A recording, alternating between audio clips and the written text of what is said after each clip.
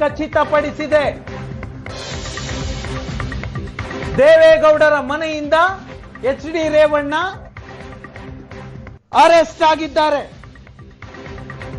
H D. Revanna arrest ಅನ್ನ SIT ಅಧಿಕಾರಿಗಳ ತಂಡ ಖಚಿತಪಡಿಸಿದೆ. ಮನೆಯಿಂದ ಹೊರ ಬರ್ತಿದ್ದಂತೆ ಅವರನ್ನ ಎಸ್ಐಟಿ ಅಧಿಕಾರಿಗಳ ತಂಡ ವಶಕ್ಕೆ ಪಡೆದ್ರು. ಈಗ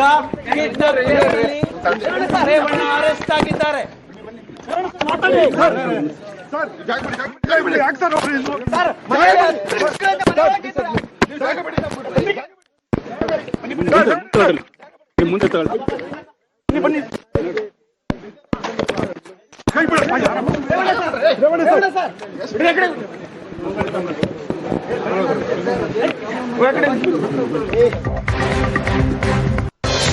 ಎಸ್ಐಟಿ ಅಧಿಕಾರಿಗಳಿಂದ ಅತಿ ದೊಡ್ಡ ಕಾರ್ಯಾಚರಣೆ ಇದು.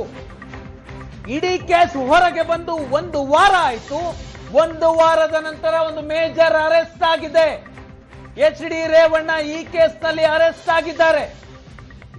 ಕಿಡ್ನಾಪ್ ಕೇಸ್ನಲ್ಲಿ ಎಚ್.ಡಿ. ರೇವಣ್ಣನವರನ್ನ ಎಸ್ಐಟಿ ಅಧಿಕಾರಿಗಳು ಬಂಧಿಸಿದ್ದಾರೆ. ರೇವಣ್ಣ ವಿರುದ್ಧ 2 ಎಫ್ಐಆರ್ ಆಗಿದೆ. ಒಂದು ಲೈಂಗಿಕ ದೌರ್ಜನ್ಯದ ಕೇಸ್, ಮತ್ತೊಂದು ಕಿಡ್ನಾಪ್ ಕೇಸ್. ಕಿಡ್ನಾಪ್ ಕೇಸ್ನಲ್ಲಿ ಮಾಜಿ ಸಚಿವ ಎಚ್.ಡಿ. ರೇವಣ್ಣ ಅರೆಸ್ಟ್ ಆಗಿದ್ದಾರೆ. ರಮೇಶ್, ಎಚ್.ಡಿ. ರೇವಣ್ಣ ಅರೆಸ್ಟ್ ಆಗಿದ್ದಾರೆ ಅನ್ನುವ ಖಚಿತವಾದ ಸುದ್ದಿ ಬರ್ತಾ ಇದೆ. ರೇವಣ್ಣನ ಅರೆಸ್ಟ್ ಅನ್ನ ಖಚಿತಪಡಿಸಿದ್ದಾರೆ. ಈಗ ವಿಚಾರಣೆಯನ್ನ ಮಾಡ್ತಾರಾ ಅಥವಾ ಆಸ್ಪತ್ರೆಗೆ ಕರೆದುಕೊಂಡೋಗಿ ಮೆಡಿಕಲ್ ಟೆಸ್ಟ್ ಮಾಡಲಾಗುತ್ತಾ? ಇವತ್ತೇ ಪ್ರೊಡ್ಯೂಸ್ ಮಾಡ್ತಾರಾ ಆರೋಪಿಯನ್ನ? ಏನಿದೆ ಹೆಚ್ಚಿನ ಡೀಟೇಲ್ಸ್ ರಮೇಶ್?